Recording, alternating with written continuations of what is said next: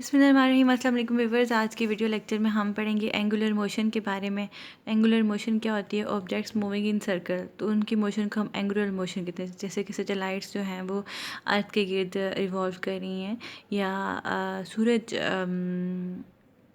ज़मीन सूरज के गिर्द रिवॉल्व कर रही है, चांद ज़मीन के गिर्द रिवॉल्व कर रहा है, कार किसी कॉर्नर से जो है वो कर्व में मोशन के, इस तरह की तमाम मोशंस को हम एंगुलर मोशन कहते हैं। एंगुलर जो मोशन होती है ना, उसकी अपनी करैक्टरिस्टिक्स होती हैं, उसकी अपनी प्रॉपर्टीज़ होती हैं। तो उसकी जो सबसे पहली प्रॉपर्टी है, मतलब एंगुलर मोशन की अपनी डायनामिक्स होती हैं, ठीक है। जैसे कि हम जब लीनियर मोशन पढ़ते हैं तो हम लीनियर वेलोसिटी पढ़ते हैं, उसके साथ हम उसकी लीनियर एक्सेलरेशन पढ़ते हैं, हम उसकी लीनियर काइनेटिक एनर्जी के बारे में पढ़ते हैं, और लीनियर वेलोसिटी, लीनियर, ये सारी चीज़ें होंगी। इस तरह से जब हम एंगुलर मोशन पढ़ते हैं तो एंगुलर मोशन की जो डायनामिक्स हैं उसकी अपनी प्रॉपर्टीज़ होती हैं। उसकी जो वेरी फर्स्ट प्रॉपर्टी है वो है, हम डिफरेंट लेक्चर्स में उसकी 2-3 प्रॉपर्टीज़ को कवर करेंगे। तो उसकी जो फर्स्ट प्रॉपर्टी है वो है एंगुलर डिस्प्लेसमेंट। तो एंगुलर डिस्प्लेसमेंट क्या होता है कि एक्चुअली थीटा को ना, जो होता है थीटा, उसे हम एंगुलर डिस्प्लेसमेंट, थीटा एक सिंपली मैथ्स की लैंग्वेज में हम उसे एंगल कहते हैं, लेकिन फिज़िक्स में जो थीटा होता है उसे हम एंगुलर डिस्प्लेसमेंट भी कहते हैं। डिफाइन करते हैं इसको, angular displacement of a body is the angle in, angle की डिफरेंट यूनिट्स हो सकते हैं, रेडियन हो सकता है, डिग्री हो सकता है, रेवोल्यूशन हो सकता है, through which a point revolves around the centre. कि कोई भी पॉइंट जो है, सपोज़ एक आपके पास एक्सिस ऑफ रोटेशन है और ये उसका सेंटर है, और कोई भी पॉइंट जो है वो रिवॉल्व कर रहा है around the centre, it makes some angle and that angle is called what? Angular displacement। ठीक है, मतलब कि अगर हम इसकी ये जो पॉइंट ने मोशन की और इसके हमने यहाँ पे 2 पॉइंट्स ले लिए, एक पॉइंट ए ले लिया, एक पॉइंट बी ले लिया, इसके पाथ के अलॉन्ग हमने 2 पॉइंट्स, तो अब हम यहाँ पे डिस्टेंस, एंगुलर डिस्प्लेसमेंट निकाल सकते हैं। समझ आ रही है इस चीज़ की?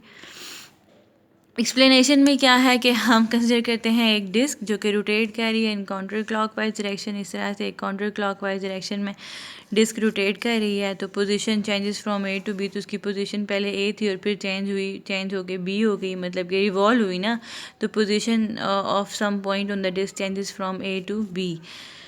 तो एंगल, ज़ाहिर बात है एंगुलर डिस्प्लेसमेंट कवर हुआ, तो angle through which disc rotate is called angular displacement. समझ आ गई? बस थीटा इज़ एंगुलर डिस्प्लेसमेंट, और जितना एंगुलर डिस्प्लेसमेंट, जितने एंगल कवर होगा उतना एंगुलर डिस्प्लेसमेंट होगा, ठीक है।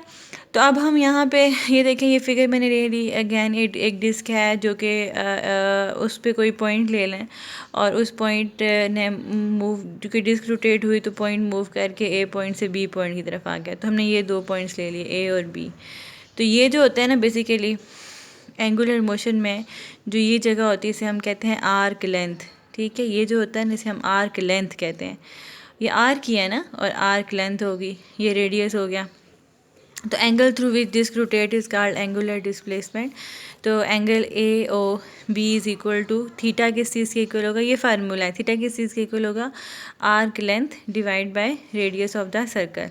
तो आर्क लेंथ ऐसे हमारे पास radius of the circle R है, तो यहाँ से हमारे पास एंगुलर डिस्प्लेसमेंट को हम S is equal to R theta लिख सकते हैं।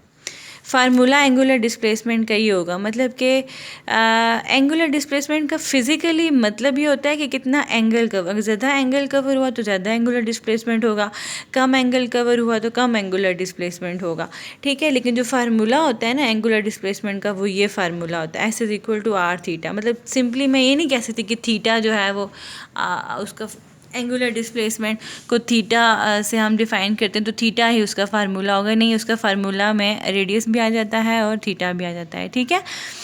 अच्छा जी, यह एंगुलर डिस्प्लेसमेंट का फार्मूला है, इसको याद रखें। जो हमारे पास लीनियर डिस्प्लेसमेंट होता है वो तो हम सिंपली ऐसे निकाल लेते हैं ना, D2 माइनस D1, 2 पॉइंट्स के दरमियान में हमने एक डिस्प्लेसमेंट निकाल, लेकिन एंगुलर की ये वैल्यू होती है।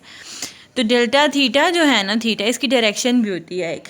क्या डायरेक्शन होगी कि हमने फिंगर्स को कर्ल करना है in the direction of rotation, हमने फिंगर्स को कर्ल करना है। Extended thumb shows the direction of angle theta, simple.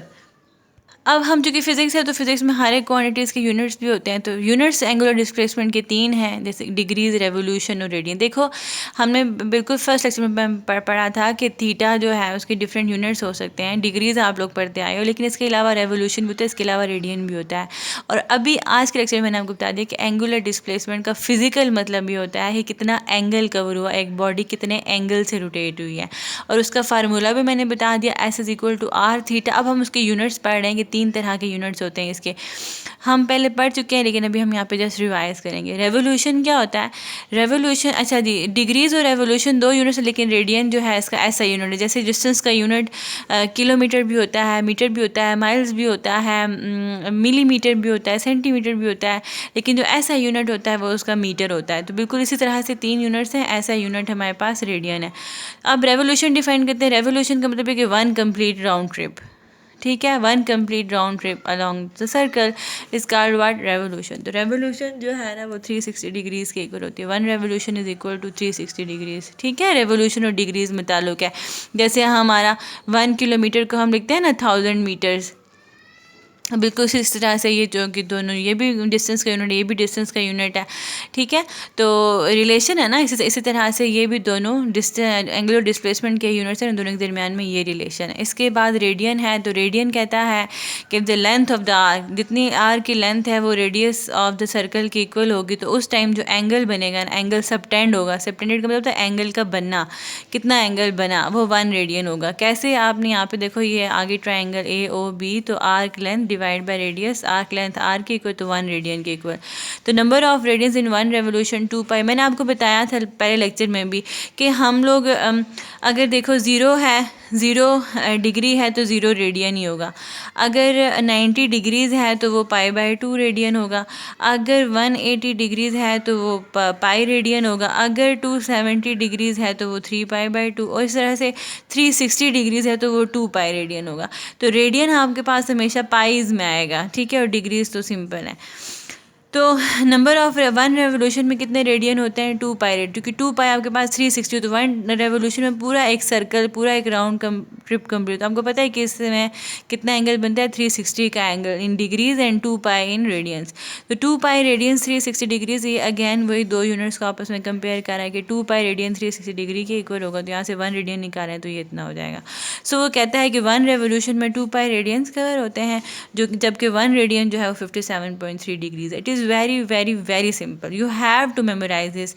Just ये मेमोराइज कर लें कि 1 रेवोल्यूशन जो होती है ना, 1 रेवोल्यूशन, 1 कंप्लीट राउंड ट्रिप, उसमें कितना का एंगल बनता है? अगर रेडियन में रहते हो तो वो 2π रेडियन बनता है, अगर डिग्रीज में रहते हो तो 360 डिग्रीज बनता है, और 1 रेडियन का आपको पता है कि वो उतने डिग्रीज के इक्वल होता है। सिंपल।